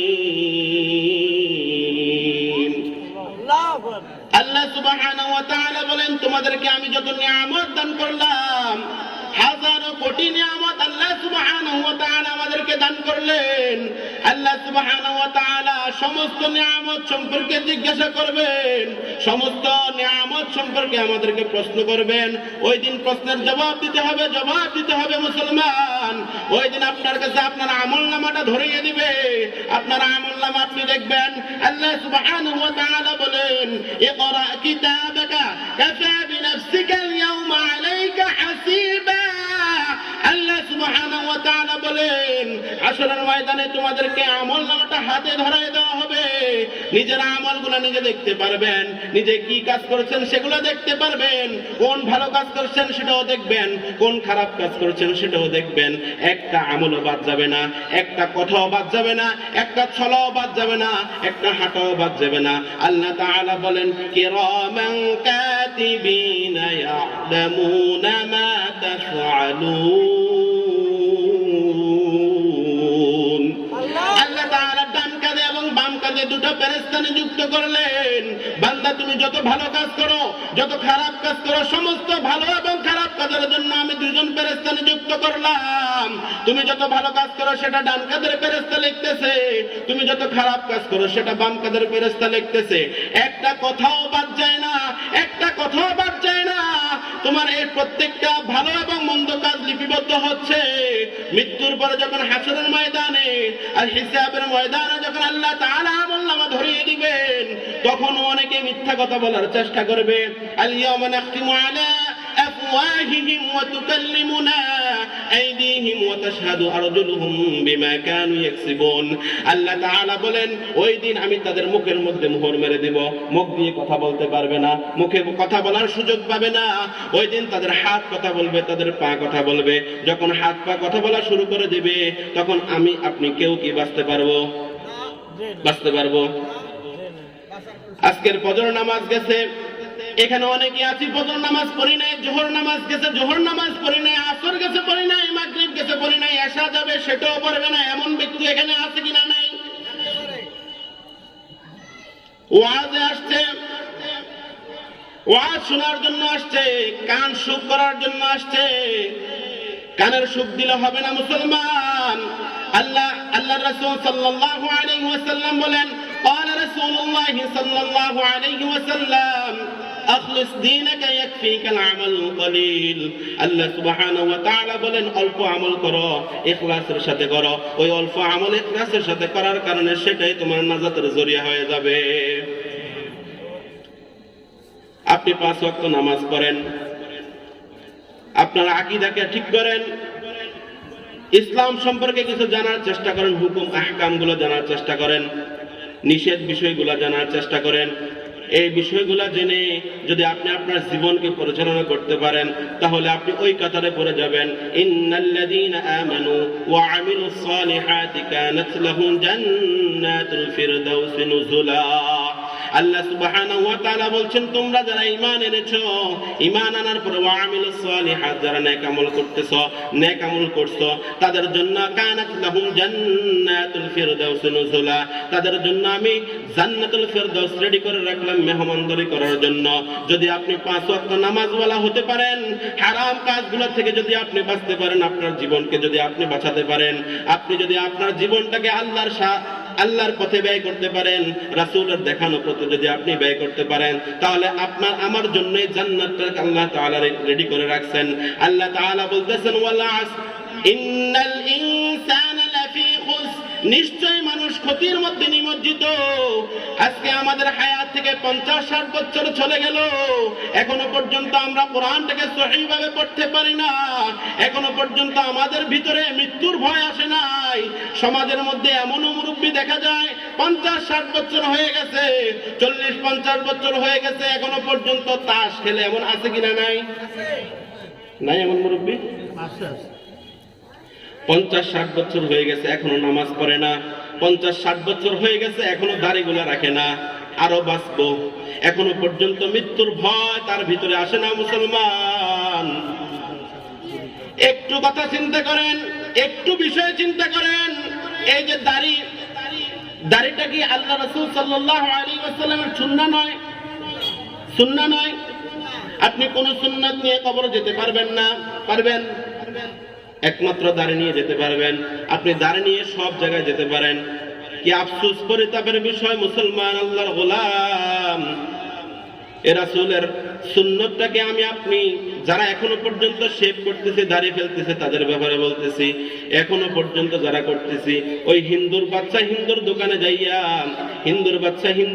যাইয়া রাসূলের এই মহব্বতের দাড়ি, রাসূলের সুন্নাহ, রাসূলের এই সুন্নাহ দাড়িগুলা ওই হিন্দুর বাচ্চা হিন্দুকে দিয়া আপনি শেভ করাচ্ছেন। রাসূলের কলেজার মধ্যে আপনি আঘাত করতেছেন, রাসূলের সুন্নাতের মধ্যে আপনি আঘাত করতেছেন। এমন ব্যক্তি আছে না নাই? নাই। আল্লাহ বলছেন ইন্নাল ইনসান লাফি খুস, নিশ্চয় মানুষ ক্ষতিগ্রস্তের মধ্যে নিমজ্জিত। কথা সত্য না মিথ্যা? প্রমাণ পাইছেন? প্রমাণ পাইতেছেন না? যারা ফজর নামাজ পড়েন নাই তারা কি ক্ষতির মধ্যে নিমজ্জিত না? যারা জোহর পড়েন নাই ক্ষতির মধ্যে নিমজ্জিত না? 5 ওয়াক্ত নামাজ পড়ে, এবার দেখেন 5 ওয়াক্ত নামাজ পড়ে, নামাজ পড়ার পরে সুদের কারবারের সাথে জড়িত আছে কিনা নাই? হাজী সাহেব হজ করে আসছে, টাকা আছে, বছর 3 বছর পর পর হজ করে, যদি মৃত্যুর আগ পর্যন্ত 100 বার হজ করে আর পাশাপাশি যদি সুদের টাকা সালাসালি করে, তাহলে এই 100 বার হজের কোনো মূল্য কি আছে? এই হজের দরকার আছে? হাজী সাহেব 100 বার হজ করে, 2-3 বার হজ করে, টাকা আছে, হজ করতেছে, পাশের বাড়ির মানুষ না খাইয়া মরে। আপনার জন্য হজ ফরজ হয়েছে একবার। কয়বার? একবার হজ করা ফরজ। যাদের মাল আছে তাদের একবার হজ করা ফরজ, এরপর হজ করা ফরজ নয়। আপনি ওই ফরজ কাজ, আপনার পাশে যে না খায়া মানুষটা মারা যাইতেছে, আপনার পাশে একটা মসজিদের অবস্থার হালত খারাপ, একটা মাদ্রাসার হালত খারাপ, আপনি ওই কাজে টাকাটা ব্যয় করেন হজে বারবার না যাইয়া। আপনি কিভাবে ক্ষতির মধ্যে নিমজ্জিত দেখেন। এতবার হজ করছে, 5 ওয়াক্ত নামাজ পড়ে, 5 ওয়াক্ত নামাজের সাথে সাথে ওই নামাজি ব্যক্তির মহিলা, নামাজি ব্যক্তির স্ত্রীটা বেপরদায় হাঁটে, নামাজি ব্যক্তির পুত্রবধূ বেপরদায় হাঁটে, অন্য পুরুষের সাথে কথা বলে, শরঈ পর্দা মানে না। 5 ওয়াক্ত নামাজ পড়ার পরেও সে দায়ুস হবে। কি হবে? 5 ওয়াক্ত নামাজ পড়তেছে। আল্লাহ বলতেছেন ইন্নাল ইনসান লাফি খুস, নিশ্চয় মানুষ ক্ষতির মধ্যে নিমজ্জিত। প্রমাণ পাইছেন? 5 ওয়াক্ত নামাজ পড়তেছে, তারপরও ক্ষতির মধ্যে নিমজ্জিত। আল্লাহ তাআলা এজন্য বলেন শুধু নামাজ পড়লে হবে না, শুধু নামাজ পড়লে হবে না, শুধু মুখে ঈমান আনছে এই কথা বললে হবে না। ইকরার বিল লিসান, তাসদীক বিল জিনান, আমাল বিল আরকান, 3টা জিনিস থাকতে হবে। শুধু মুখে ঈমান আনছেন এই কথা বললে আল্লাহ ছাড় দিবেন না। মুখে ঈমান আনার সাথে সাথে কলব দ্বারা আপনি সেটাকে বিশ্বাস করতে হবে, মুখ দ্বারা আপনাকে বলতে হবে, মুখ দ্বারা বলার পরে আপনার কাজ দ্বারা সেটাকে পরিণত করতে হবে। আপনার জন্ম থেকে মৃত্যু পর্যন্ত রাসূল সাল্লাল্লাহু আলাইহি ওয়াসাল্লামের যে সিস্টেম দেখাইছেন সেই সিস্টেম অনুযায়ী চলছেন কিনা সেটা দেখতে হবে। যদি সেই সিস্টেমের বাইরে গিয়ে চলেন তাহলে বোঝা গেল আপনার জীবনটা নামের উপর মুসলমান হয়েছেন, কিন্তু কাজের মুসলমান আমি আপনি কেউ হতে পারি নাই। ঠিক কিনা? কাজের মুসলমান হতে হলে, যদি কাজের মুসলমান হতে হয়, নামাজ পড়ার পাশাপাশি আমাদেরকে অবশ্যই হারাম হালাল গুলো জানতে হবে। ইসলামের মধ্যে হারাম কোনটা, হালাল কোনটা, হালালটাকে আমাদেরকে গ্রহণ করতে হবে, হারামটাকে বর্জন করতে হবে। এখন হালাল হারাম যদি না জানি তাহলে কিভাবে হবে? আপনার 50 বছর 60 বছর হয়ে গেল, এখন পর্যন্ত আপনার নামাজের অনুভূতি আসে না, নামাজ পড়তে হবে এমন ভালোবাসা আপনার জাগ্রত হয় না, তাহলে বোঝা গেল আপনি যদিও মুসলমান দাবি করতেছেন বান্দা, আপনি যদিও মুখে মুসলমান বলতেছেন, কিন্তু আপনার কাজের দ্বারা বোঝা যায় আপনি কাফেরের চেয়েও খারাপ হয়ে গেছেন। কিভাবে খারাপ হইলেন? যারা কাফের, যারা হিন্দু, যারা বৌদ্ধিস্ট, যারা খ্রিস্টান, তারা দেখবেন তাদের পূজাগুলো ঠিক মতো করে, তাদের পূজাগুলো তারা ঠিক মতো করতেছে, কিন্তু আমি আপনি মুসলমান নামে মুসলমান হয়েছি, আমাদের জন্য 5 ওয়াক্ত যে নামাজ করে দিয়েছেন, 5 ওয়াক্ত নামাজ যে ফরজ করেছেন, সে 5 ওয়াক্ত নামাজ আমরা পড়ি না, সে 5 ওয়াক্ত নামাজ আমরা পড়তে পারি না, পড়তেছি না। তো মুসলমান ক্ষতির মধ্যে নিমজ্জিত কে বলছেন? এ কথা বলছেন কে? আল্লাহ তাআলা বলতেছেন ইন্নাল ইনসান লাফি খুসর।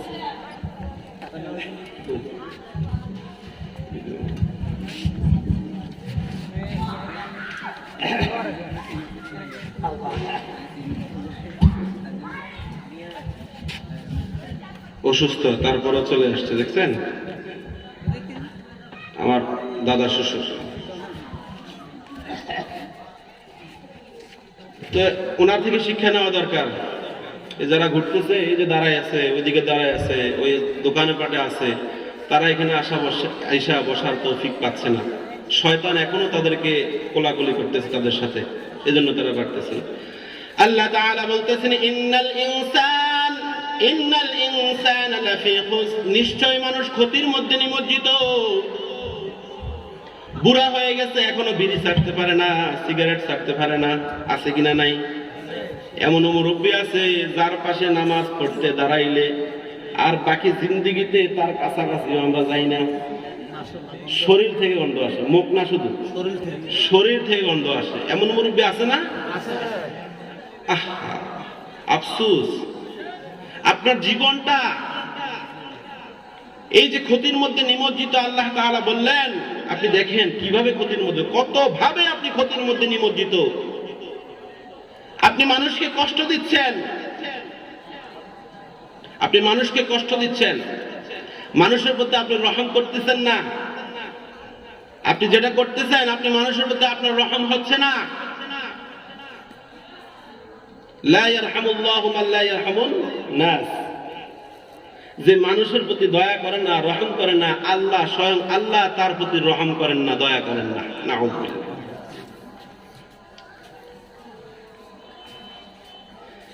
তাহলে আল্লাহ সুবহানাহু ওয়া তাআলা যে বললেন ইন্নাল ইনসানা লাফি খুসর, মানুষগণ ক্ষতির মধ্যে নিমজ্জিত। আমরা বুঝতে পারলাম কিভাবে আমরা ক্ষতির মধ্যে নিমজ্জিত। আজকে আমরা এই মাহফিল থেকে আমরা শিক্ষা নিব। আমরা প্রতিদিন চেষ্টা করব ঘুমের আগে একবার রিয়েলাইজ করার জন্য, একবার নিজের সারাদিনের কর্মফলটা আমরা দেখার চেষ্টা করব। সারাদিন ফজর থেকে শুরু করে ঘুমের আগ পর্যন্ত আমি কতটুক নেক আমল করতে পারছি, কতটুক বদ আমল আমার দ্বারা হলো, এটা আমি আপনি সবাই চেষ্টা করব ইনশাআল্লাহ। আল্লাহ তাআলা বলতেছেন, পরবর্তীতে আল্লাহ তাআলা বলতেছেন ইল্লাল্লাযীনা, তবে তারা ছাড়া। প্রথম আয়াতের মধ্যে আল্লাহ সময়ের কসম করলেন, দ্বিতীয় আয়াতের মধ্যে সময়ের কসম করার পর আল্লাহ তাআলা বলতেছেন ইন্নাল ইনসানা লাফি খুসর, নিশ্চয় মানুষ ক্ষতির মধ্যে নিমজ্জিত। তবে ইল্লাল্লাযীনা আমানু, তারা ছাড়া। ইল্লাল্লাযীনা আমানু, তারা ছাড়া। আমানু, যারা ঈমান এনেছে। কি এনেছে? তার মানে আমরা ঈমানওয়ালা। আমরা ঈমানওয়ালা না এখানে যারা আসছি, এখানে হিন্দু তো নাই, অন্তত ঈমান আনছি এমন আছি এখানে, ঠিক কি না? ইল্লাল্লাযীনা আমানু, যারা ঈমান এনেছে। প্রথম প্রকারের মধ্যে আমরা পড়লাম। এবার মনে মনে অনেকে চিন্তা করতেছে, তাইলে আর ওয়াজের দরকার নাই, ওয়াজ যা শুনছে আর লাগবো না। যেহেতু আল্লাহ তাআলা বলছে, এতক্ষণ হুজুর যা বলছে ক্ষতির মধ্যে নিমজ্জিত, যত কথা কইছে সমস্ত কথার পরে এখন তো বলতেছে ইল্লাল্লাযীনা আমানু, যারা ঈমান আনছে তারা ক্ষতির মধ্যে নাই। এখন যেহেতু আমার ঈমান আছে, বুঝা গেছে আমি ক্ষতির মধ্যে নাই। আপনি ঈমান আছে এটা বুঝবেন কিভাবে? ইযা সাররাতকা হাসানাতুকা ওয়া সাআতকা সাইয়্যাতুকা, ঈমান যাদের আছে তারা ভালো কাজ করলে তাদের ভালো লাগবে, খারাপ কাজ করলে খারাপ লাগবে। এটা তাকে সাক্ষী দিবে। রাসূলের হাদিস এটা। যখন মাল ঈমান প্রশ্ন করা হয়েছিল রাসূলকে, ঈমান কি? ঈমান সম্পর্কে যখন রাসূলকে প্রশ্ন করা হলো, তখন ইযা সাররাতকা হাসানাতু ওয়া সাআতকা সাইয়্যাতু, যখন সে ভালো কাজ করবে তার কাছে ভালো লাগবে, যখন খারাপ কাজ করবে তা খারাপ লাগবে, কষ্ট লাগবে, অনুভূতি হবে আমি খারাপ কাজ করছি। হযরত বিলাল হাবশী রাদিয়াল্লাহু তাআলা আনহু রাসূল সাল্লাল্লাহু আলাইহি ওয়াসাল্লাম স্বপ্ন দেখলেন। রাসূল সাল্লাল্লাহু আলাইহি ওয়াসাল্লাম স্বপ্ন দেখলেন হযরত বিলাল হাবশী রাদিয়াল্লাহু তাআলা আনহু জান্নাতের মধ্যে রাসূলের আগে আগে হাঁটতেছেন। সুবহানাল্লাহ। পরের দিন রাসূল সাল্লাল্লাহু আলাইহি ওয়াসাল্লাম প্রশ্ন করলেন, হে বিলাল, তুমি এমন কি আমল করো যে আমলের কারণে আমি গতকাল রাতে স্বপ্ন দেখছি তুমি জান্নাতে আমার আগে আগে হাঁটতেছো? আল্লাহু আকবার। বিলাল হাবশী রাদিয়াল্লাহু তাআলা আনহু বলেন, ইয়া রাসূলুল্লাহ সাল্লাল্লাহু আলাইহি ওয়াসাল্লাম, আমি তো এমন কোনো আমল করি না, আমার জানা মতে এমন কোনো আমল নাই, এমন গুরুত্বপূর্ণ কোনো আমল আমার দ্বারা হয় না। বিলাল হাবশী রাদিয়াল্লাহু তাআলা আনহু বলেন, তবে আমি দুইটা আমল করি। কয়টা আমল? দুইটা আমল করে শিখে নেন। দুইটা আমল করেন। বিলাল হাবশী রাদিয়াল্লাহু তাআলা আনহু বলেন, যখন আমি ওযু করি, আমার যখন ওযুর প্রয়োজন হয়, যখন ওযু করি, ওযু থেকে যখন আমি ফারেক হই, ওযু থেকে যখন আমি ওযু শেষ করি, শেষ করার পর আমি মসজিদে যাই কিংবা ঘরে যাই, যেখানে যাই ওযুর শেষে আমি 2 রাকাত নামাজ পড়ি। কয় রাকাত? 2 রাকাত নামাজ পড়ে। এটা আমাদের দেশের মধ্যে শুধু জুমার জন্য সীমাবদ্ধ করে দিছে, ঠিক না? জুমাতে গেলে তাহিয়াতুল ওযু, ওই যে ছোটকালে পড়ছি জুমার নামাজ 22 রাকাত 20 রাকাত, এর মধ্যে এটা পাইছি। এছাড়া আমাদের দেশে এটার প্রচলন নাই। আর জুমার নামাজের মধ্যে যে আছে, জুমার দিন যে আছে, এটাও কিন্তু আমরা পালন করি না। ইমাম সাহেব করে, এর সাথে যদি কোনো 2-4 জন থাকে এরা পালন করে। আর না হয় এমনও ব্যক্তি আছে তাহিয়াতুল ওযু এই 50 বছর 60 বছর জিন্দেগিতে একবারও পড়ে নাই, এমন ব্যক্তিও আছে কিনা? নাই। এমনও ব্যক্তি আছে তারা নতুন শুনছে এই নামাজের কথা, অথচ আল্লাহ হযরত বিলাল হাবশী রাদিয়াল্লাহু তাআলা আনহু বলতেছেন, আল্লাহ রাসূল, আমি 2টা আমল করি। কয়টা? একটা আমল হচ্ছে যখন আমার ওযু প্রয়োজন হয়, ওযু থেকে যখন আমি ফারেগ হই, ফারেগ হওয়ার পরে আমি 2 রাকাত নামাজ পড়ি, যেটা আমাদের দেশে তাহিয়াতুল ওযু নামে পরিচিত। এই 2 রাকাত নামাজ পড়ার চেষ্টা করবেন। 2 নাম্বার, হযরত বিলাল হাবশী রাদিয়াল্লাহু তাআলা আনহু বলেন, যখন আমার দ্বারা কোনো খারাপ কাজ হয়ে যায়, আমি বুঝতে পারি, তখন সাথে সাথে আমি 2 রাকাত নামাজ পড়ি। সুবহানাল্লাহ। এই শুধুমাত্র এই 2টা আমল আমার এক্সট্রা আমি করি। রাসূল প্রশ্ন করছেন, কোন আমলের কারণে জান্নাতের মধ্যে তুমি আমার আগে আগে হাঁটতেছো? আমি দেখলাম স্বপ্নে। সুবহানাল্লাহ। আল্লাহ সুবহানাহু ওয়া তাআলা বলতেছেন, ইল্লাল্লাযীনা আমানু, তারা ছাড়া যারা ঈমান এনেছে। ঈমান কারা আনলো? ঈমানের দাবি হচ্ছে আপনি 5 ওয়াক্ত নামাজ পড়া। আপনি ঈমান আনছেন, এটা দাবি করতেছেন, ভালো কথা। ঈমানের দাবি হচ্ছে 5 ওয়াক্ত নামাজ পড়া। আপনার দ্বারা যদি 5 ওয়াক্ত নামাজ পড়া না হয়, তাহলে আপনি কিভাবে বলেন আমার ঈমান শক্ত আছে? এমন মুরব্বি আছে কিনা? নাই সমাজে? অনেক আছে, অনেক অনেক। নামাজ না পড়লে কি হয়েছে? আমার ঈমান শক্ত, শক্ত ঈমান। এটা বাগমারা ওই কামাররার কাছে ফিডাইয়া বানাই আনছে। এমন কিছু ঈমান ফিডাইয়া বানান যায়? হ্যাঁ, ঈমান। আপনি ঈমান আনছেন, ঈমানের দাবি হচ্ছে 5 ওয়াক্ত নামাজ পড়া। 5 ওয়াক্ত নামাজ পড়তে পারতেছেন না, বোঝা যাচ্ছে আপনি ঈমানওয়ালা হতে পারেন নাই। ঈমানের জন্য তো আমরা কেউ পরীক্ষা দেই নাই, দিছি? এই যে আমি প্রথমে বলছি, আলোচনার প্রথমে, আমরা সবাই রেডিমেড মুসলমান এখানে রিভার্টেড অথবা কনভার্টেড মুসলমান আমরা এখানে কেউ নাই। হিন্দু থেকে মুসলমান, বৌদ্ধিস্ট থেকে মুসলমান, খ্রিস্টান থেকে মুসলমান, এমন কেউ কি এখানে আছি? বাপ দাদাও নাই, বাবাও নাই। আমরা মুসলমান হয়েছি, রেডিমেড মুসলমান। দাদা মুসলমান, এজন্য বাবা মুসলমান, বাবা মুসলমান, এজন্য আমি মুসলমান। এমন হালত সবার। আর যদি আমরা হিন্দু ধর্ম থেকে মুসলমান ধর্মের মধ্যে স্থানান্তরিত হইতাম, যদি আমরা হিন্দু ধর্ম থেকে মুসলমান ধর্মের মধ্যে আসতাম, তাহলে বুঝতে পারতাম নামাজের কত মহব্বত, নামাজের কত ভালোবাসা। নামাজটার জন্য হিন্দু থেকে মুসলমান যারা হয় তাদের থেকে কাছে যাবেন, যাইয়া জিজ্ঞেস করবেন নামাজ পড়লে কত ভালোবাসা, কত ভালো লাগা তোমার সৃষ্টি হয়, জিজ্ঞেস করবেন যদি হাতে পান।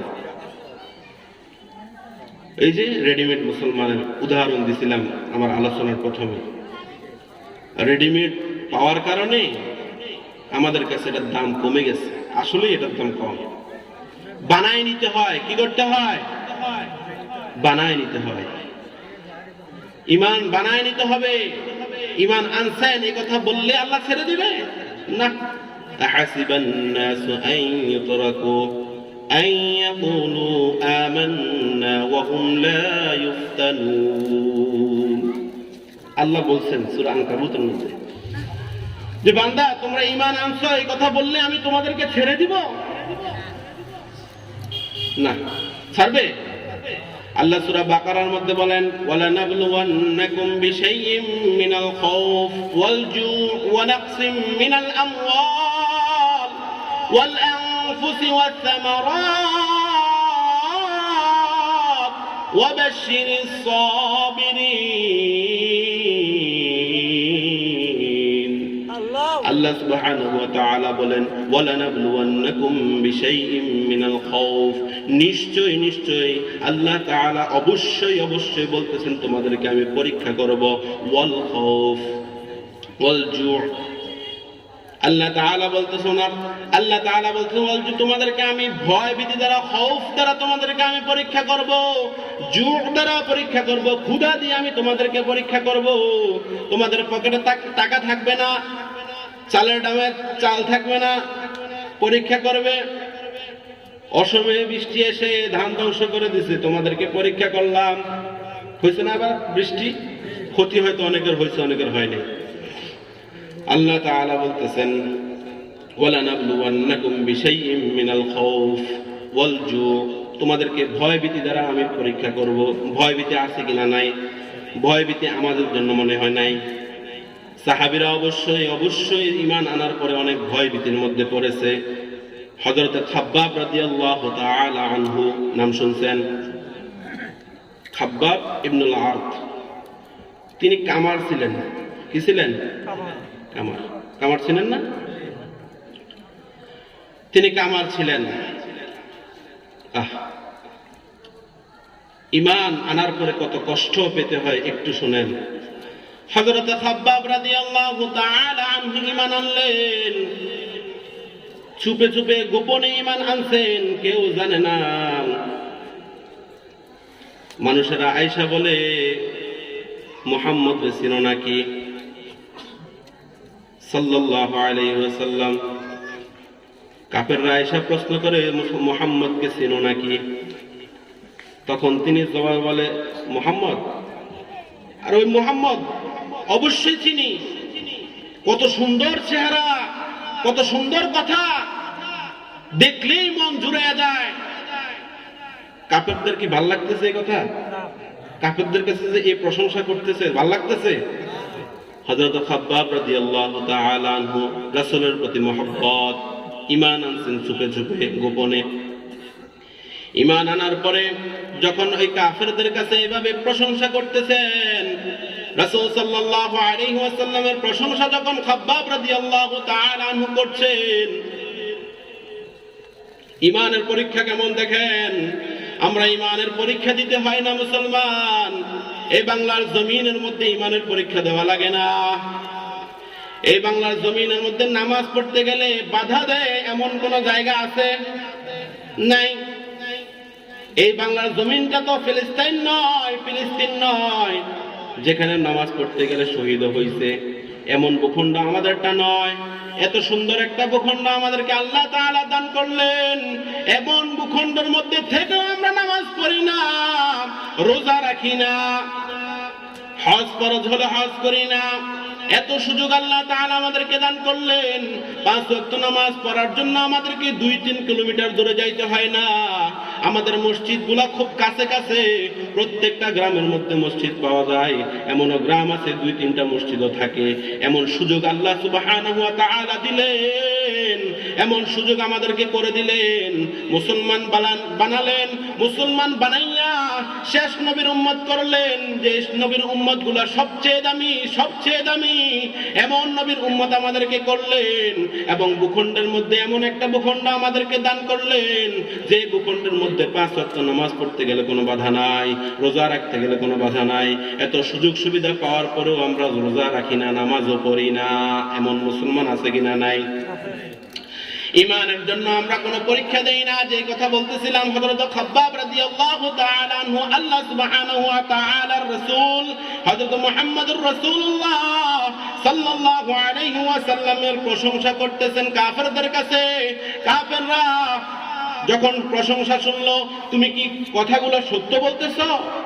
প্রশ্ন করতেছে, আবার তুমি কথাগুলো সত্য বলতেছো? তুমি কি বুঝে শুনে কথাগুলো বলতেছো? তখন হযরত খাব্বাব রাদিয়াল্লাহু তাআলা আনহু বলেন, অবশ্যই অবশ্যই আমি বুঝে শুনে বলতেছি। এমন মানুষ তো দুনিয়ার মধ্যে হয় না যার চেহারা এত সুন্দর, যার কথা এত সুন্দর, যার চেহারা দেখলে আমার কলিজা ঠান্ডা হয়ে যায়। এমন কথা শোনার পরে কাফেররা এমন নির্যাতন করলেন খাব্বাব রাদিয়াল্লাহু তাআলা আনহুকে, এমন নির্যাতন করলেন। আমরা দেখি কামার দোকানের মধ্যে একটা হাপড় বলে টানে, যেটা থেকে আগুন বের হয়, সামনে কয়লা থাকে, ঠিক না? আল্লাহু আকবার। হযরত খাব্বাব রাদিয়াল্লাহু তাআলা আনহু এটা টানতেছেন, এটা থেকে আগুন বের হচ্ছে। এরা ছুরি বানানোর জন্য, বড় ছুরি বানানোর জন্য রড দিয়েছিল খাব্বাব রাদিয়াল্লাহু তাআলা আনহুকে। এই রড ছিল কয়লার ভিতরে। হযরত খাব্বাব রাদিয়াল্লাহু তাআলা আনহু যখন এই কথাগুলো বলতে লাগলো, তখন নির্যাতন শুরু হয়ে গেল। হযরত খাব্বাব রাদিয়াল্লাহু তাআলা আনহুর পিঠের মধ্যে এই রডটা বের করে পিঠের মধ্যে ধরে চেক দেয়। খাব্বাব রাদিয়াল্লাহু তাআলা আনহুর পিঠের মধ্যে চেক দেয়। চেক দিয়ে তারা ক্ষান্ত হন নাই। ঈমানের কত কঠিন পরীক্ষা! আমরা যারা মুসলমান এখন বাংলার জমিনের মধ্যে আছি, তাদেরকে কোনো পরীক্ষা দিতে হয় না, কোনো পরীক্ষার সম্মুখীন আমরা হতে হয় না, গোপনে মুসলমান হইতে হয় না। যারা হিন্দু থেকে মুসলমান হয় তারাও গোপনে হয় না, তারাও মুসলমান হওয়ার মতো শক্তি, স্বাধীনতা সবকিছু এই দেশের সরকার দিয়েছেন। অথচ তখন খাব্বাব রাদিয়াল্লাহু তাআলা আনহুকে এইভাবে তারা চেক দিল। চেক দেওয়ার পরে তারা ক্ষান্ত হন নাই। হযরত খাব্বাব রাদিয়াল্লাহু তাআলা আনহুকে দেখা গেল কি হয়েছে, কয়লাগুলো আগুনের যে কয়লাগুলো, আগুনের কয়লাগুলো মাটির মধ্যে ফেললেন। মাটির মধ্যে ফেলার পরে হযরত খাব্বাব রাদিয়াল্লাহু তাআলা আনহুকে ওই কয়লার উপরে শোয়াইয়া দিলেন। নাউযুবিল্লাহ। হযরত খাব্বাব রাদিয়াল্লাহু তাআলা আনহুকে শোয়াইয়া দিলেন। কয়লাগুলো হযরত খাব্বাব রাদিয়াল্লাহু তাআলা আনহুর পিঠের মধ্যে, কয়লাগুলোর কারণে পিঠের মধ্যে ছোট ছোট গর্ত হলো। খাব্বাব রাদিয়াল্লাহু তাআলা আনহুর পিঠ থেকে রক্ত বের হচ্ছে, মাংস গলে গলে পড়ছে, মাংস থেকে পানি পড়ছে। এইভাবে পড়তে পড়তে কয়লাগুলো বন্ধ হয়ে গেল। তার আগুন তার পিঠের এই মাংস দ্বারা, গলে যাওয়া মাংস দ্বারা, তার পিঠের এই রক্ত দ্বারা, এই পানি দ্বারা কয়লাগুলো শেষ হয়ে গেল। কয়লাগুলো শেষ হওয়ার পরে ছোট ছোট গর্ত হয়ে গেল। খাব্বাব রাদিয়াল্লাহু তাআলা আনহু কালো ছিলেন, কি ছিলেন? কালো ছিলেন। ছোট ছোট কালো কালো গর্ত হয়ে গেল। খাব্বাব রাদিয়াল্লাহু তাআলা আনহু রাসূল সাল্লাল্লাহু আলাইহি ওয়াসাল্লামের কাছে গেলেন। রাসূল সাল্লাল্লাহু আলাইহি ওয়াসাল্লামের কাছে গেলেন। যাওয়ার পরে রাসূল সাল্লাল্লাহু আলাইহি ওয়াসাল্লাম দেখলো খাব্বাবের জীর্ণশীর্ণ অবস্থা। রাসূল সাল্লাল্লাহু আলাইহি ওয়াসাল্লাম প্রশ্ন করলেন, ইয়া খাব্বাব, তোমার কি হলো? হযরত খাব্বাব রাদিয়াল্লাহু তাআলা আনহু বলেন, ইয়া রাসূলুল্লাহ সাল্লাল্লাহু আলাইহি ওয়াসাল্লাম, আপনার উপরে ঈমান আনার কারণে, আল্লাহ তাআলার উপরে ঈমান আনার কারণে কাফেররা আমার উপরে নির্যাতন করলো। কাফেররা আমার উপরে নির্যাতনের স্টিম রোলার ছাড়ালো। তখন আল্লাহ রাসূল সাল্লাল্লাহু আলাইহি ওয়াসাল্লাম সাহাবীদেরকে ডাক দিয়ে বলে, তোমরা দেখো, তোমরা যদি জান্নাতি দেখতে চাও তাহলে খাব্বাবের দিকে তাকাও। আল্লাহু আকবার। এর চেয়ে পাওয়ার জিনিস আর কিছু নাই। এই দুনিয়ার জমিনে থাকা অবস্থায় যখন আল্লাহ রাসূল সাল্লাল্লাহু আলাইহি ওয়াসাল্লাম সাহাবীদেরকে ডাক দিয়ে বললেন, সাহাবীরা তোমরা যদি জান্নাতি মানুষ দেখতে চাও তাহলে খাব্বাবের দিকে তাকাও। এমন কঠিন পরীক্ষা, এমন কঠিন পরীক্ষা, এমন পরীক্ষা আমাদের নাই। হযরত খুবাইব রাদিয়াল্লাহু তাআলা আনহু পরীক্ষা দিয়েছেন। হযরত খুবাইব রাদিয়াল্লাহু তাআলা আনহুকে মক্কার কুরাইশ যে কাফেররা ছিল, যে কাফেররা ছিল, ওই কাফেররা ওনাকে ভুল একটা তথ্য দিলেন, মিথ্যা একটা কথা বললেন। ওনাকে বললেন একটা অভিযানে যাবে, ওই অভিযানের কথা বলে ওনাকে দূরে নিয়ে গেলেন। নিয়ে যাওয়ার পরে ওনাকে 1 মাস বন্দী রাখলেন। কয় মাস? 1 মাস বন্দী রাখলেন। 1 মাসের মধ্যে কোনো খানা দেয় না, কোনো খানা ওনাকে দেয় না, কোনো পানি দেয় না, কোনো খাবার আসে না। ওই বাড়ির মধ্যে একটা মহিলা এবং একটা বাচ্চা। ওই মহিলা বলেন, আমি আমার জীবনে অনেক বন্দী দেখছি, অনেক বন্দী আমার বাড়িতে ছিল, কিন্তু এমন বন্দী আমি কখনো দেখি নাই। হযরত খুবাইব রাদিয়াল্লাহু তাআলা আনহুর মতো বন্দী আমি দেখি নাই। আমি যখন ওনাকে দেখতে যাইতাম তখন ওনার রুমের মধ্যে আমি দেখতাম অনেক সুন্দর সুন্দর ফল পড়ে আছে। সুবহানাল্লাহ। খাওয়াবে কে? রিজিক নিয়ে কত টেনশন, কত টেনশন। ইমাম সাহেবরা কথা বলতে পারে না। সভাপতি যদি সুদের সাথে সম্পৃক্ত থাকে, সুদের কথা বললে হিসাব করে বলতে হয়। সেক্রেটারি সাহেব যদি ঘুষের সাথে সম্পৃক্ত থাকে, ঘুষের কথা বলতে চিন্তা করে বলতে হয়। আবার 2-1 মুরব্বী পরিচিত থাকতে পারে, এদের মন খারাপ হয়, এজন্য চিন্তা করে বলতে হয়। চাকরি টিকানোর জন্য কথা বলতে হয়। রিজিকের এত টেনশন করবেন না, রিজিকের এত টেনশন করার দরকার নাই। রিজিক দিবেন কে? হযরত খুবাইব রাদিয়াল্লাহু তাআলা আনহুকে রিজিক দিলেন কে? ওই বান্দি বলতেছেন, এমন কোন বন্দী আমি দেখি নাই। যখনই ওনার কাছে যাইতাম তখনই দেখতাম ওনার সামনে সুন্দর সুন্দর ফল পড়ে আছে। সুবহানাল্লাহ। 1 মাস শেষ হয়ে গেল, ওনাকে শুলে ছড়াবে, শুলে ছড়িয়ে ওনাকে মৃত্যুবরণ করাবে। ডাক চলে আসলো, ফাঁসি হবে। ফাঁসি করলে বললে বুঝবেন। 1 মাস সময় হয়ে গেছে। এখন হযরত খুবাইব রাদিয়াল্লাহু তাআলা আনহু ওই মহিলাকে বলতেছেন, আমাকে কি একটা সাহায্য করবেন, একটা সহযোগিতা কি আমাকে করবেন? আমাকে কি একটা ব্লেড দিবেন, যে ব্লেড দ্বারা আমি আমার চুলগুলো ছোট করতে পারবো, গোপ ছাড়বে। পুরুষের যে সমস্ত অঙ্গগুলো পরিষ্কার করা দরকার সেই অঙ্গগুলো পরিষ্কার করবে। খুবাইব রাদিয়াল্লাহু তাআলা আনহুকে দেওয়া হলো। দেওয়ার সাথে সাথে ওই মহিলার যে ছোট বাচ্চাটা আছে, ওই বাচ্চাটা হাবুড় দিতে দিতে খুবাইব রাদিয়াল্লাহু তাআলা আনহুর কাছে চলে গেলেন। তখন মহিলা চিন্তায় পড়ে গেলেন, আহা, আমার কলিজার ধন বাচ্চাটাকে বুঝি এই সময় এই মুহূর্তে মেরে ফেলবে। চিন্তা ঢুকে গেল মহিলার ভিতরে। মহিলা দূরে দাঁড়িয়ে টেনশন করতেছেন, আর খুবাইব রাদিয়াল্লাহু তাআলা আনহু বলতেছেন, আপনি টেনশন করবেন না, টেনশন করবেন না, আমি তাকে মারবো না। আমি ঈমান এনেছি আল্লাহর উপর, আমার জীবনটা দিব আল্লাহর জন্য, আমি মাঝখানে ওকে কিছুই করব না। তখন বাচ্চাটাকে হযরত খুবাইব রাদিয়াল্লাহু তাআলা আনহু আদর করে তার মায়ের কাছে পৌঁছায় দিলেন। সময় শেষ হয়ে গেল, উনিও প্রস্তুত। হযরত খুবাইব রাদিয়াল্লাহু তাআলা আনহুকে শুলে ছড়ানোর জন্য নিয়ে গেল। আহা, কত কঠিন কাহিনী, কত কঠিন দৃশ্য।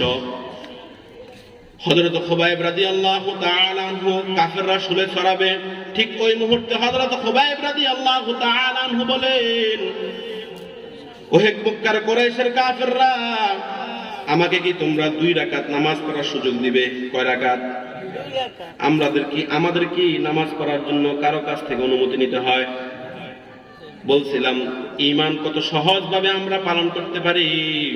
ঈমান আনছি, আনার পরে ঈমানের দাবিতে যত কাজ আছে সমস্ত কাজগুলো আমরা বাধা ছাড়াই পালন করতে পারি। অথচ হযরত খুবাইব রাদিয়াল্লাহু তাআলা আনহু শুধুমাত্র 2 রাকাত নামাজ পড়ার জন্য অনুমতি চাইলেন।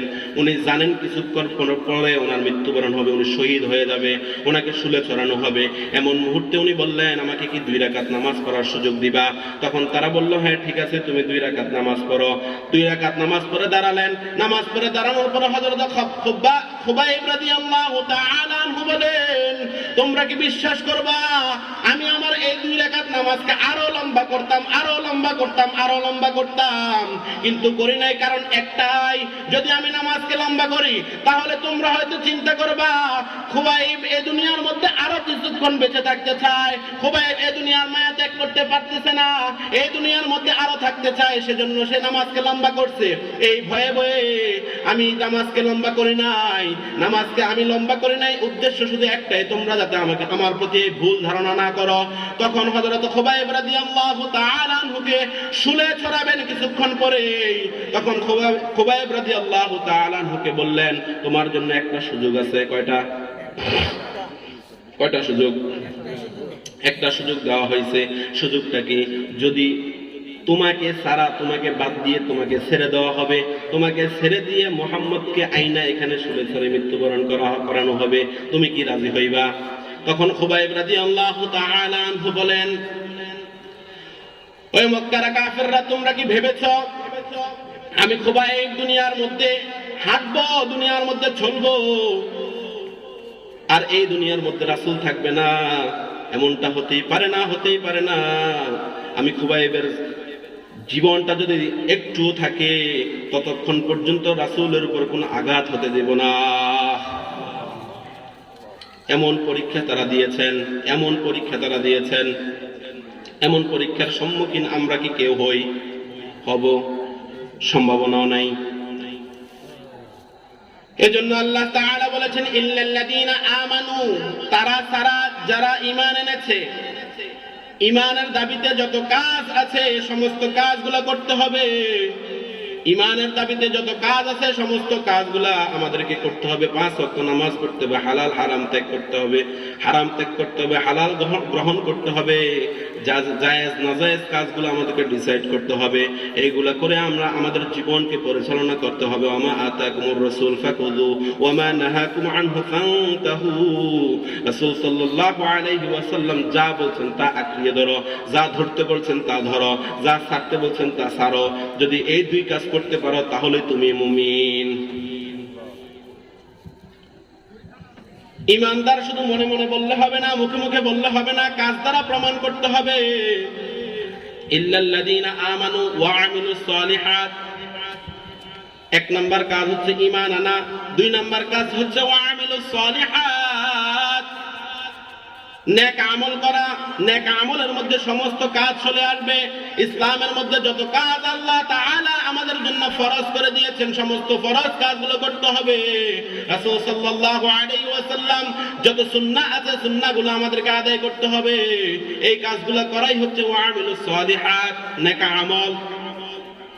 ওয়া আমিলুস সালিহাত 2 নম্বর কাজ, নেক আমল করা। ওয়া তাওয়াসাউ বিল হক, হকের দাওয়াত দেওয়া।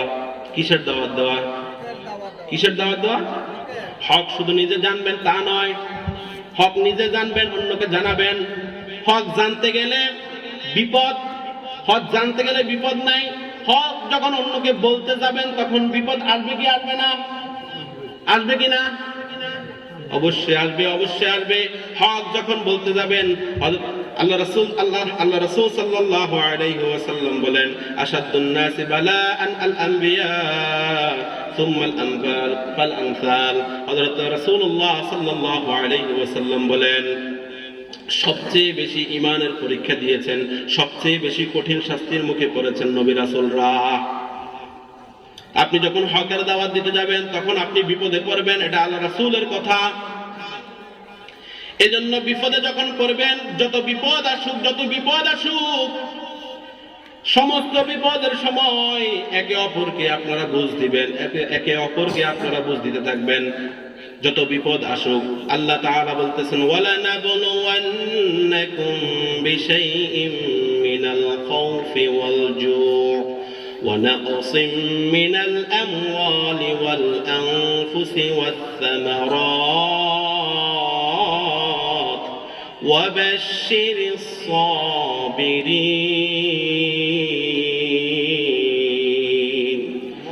আল্লাহ সুবহানাহু ওয়া তাআলা বলেন, এখানে অনেক কথা, সময় শেষ, প্রায় 2-3 মিনিট আছে।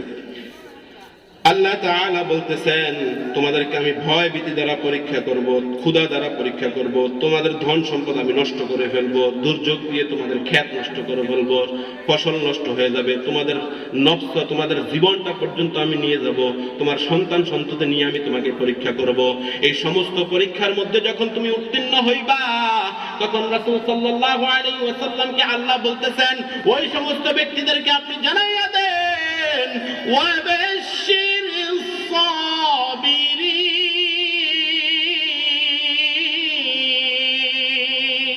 আল্লাহু আকবার। আল্লাহ তাআলা বলতেছেন, তাদেরকে জানাইয়া দেন সুসংবাদ। সুসংবাদ হচ্ছে কিসের? জান্নাতের সুসংবাদ। কিসের? জান্নাতের সুসংবাদ। এজন্য হকের দাওয়াত যখন দিবেন, তখন অনেক নির্যাতন আসবে, অনেক স্টিম রোলার আসবে, অনেক কথা আপনাকে বলবে, লোকেরা খারাপ কথা বলবে, আপনাকে টিটকারি করবে, খুশা দিবে। যত কথাই শুনেন না কেন, আল্লাহ সুবহানাহু ওয়া তাআলা পরের আয়াতের মধ্যে বলতেছেন, ওয়াতাওয়াসাউ বিস-সাবর, ওয়াতাওয়াসাউ বিস-সাবর। একে অপরকে সবরের ওয়াজ করতে থাকো, একে অপরকে সবরের ওয়াজ করো, সবর ধরার জন্য বলো, সবর করার জন্য বলো। যদি সবর করতে পারো, ওয়াবাশশিরিস সাবিরিন, তখন তোমরা তোমাদেরকে জান্নাতের সুসংবাদ দিয়ে দিবে। তাহলে আমাদের মূল থিম, আজকের যে আলোচনা, এই আলোচনার মূল থিম হচ্ছে